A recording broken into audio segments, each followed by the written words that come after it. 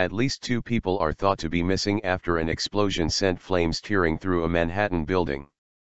The blast, the result of faulty utility work, caused 3 buildings to collapse on Thursday, injuring 19 people, 4 critically.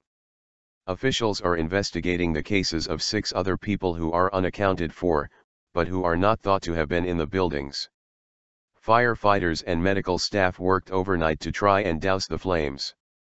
As the fire in Manhattan's trendy East Village is contained, families are desperately searching for loved ones. Nicholas Figueroa, 23, was on a date at a sushi restaurant affected by the explosion and has not been seen, said his brother Tyler. His date, who lies in hospital, remembers only stumbling out of the restaurant before losing consciousness. "I just pray my brother shows up," said Tyler Figueroa. Authorities are also looking for Moises Lucan, a worker in one of the buildings. Firefighters spent Friday pouring water on the crumbled wreckage that remains strewn across parked cars and surrounding streets. Officials said early indications are that the explosion was caused by shoddy plumbing and gas work inside one of the buildings.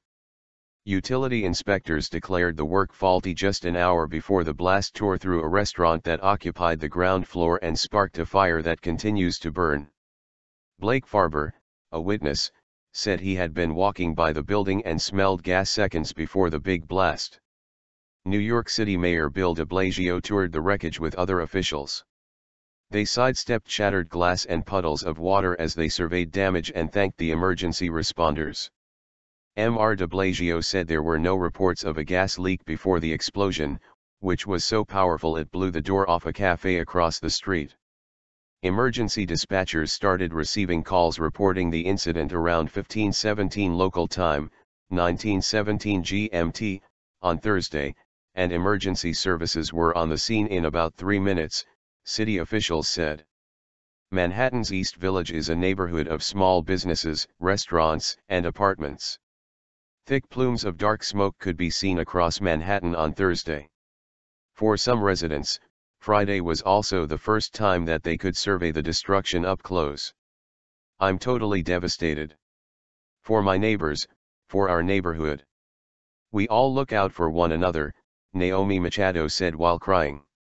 The blast came just over a year after a gas explosion killed 8 people and injured around 50 in a building in nearby East Harlem. In that incident, a gas leak was reported just before the blast.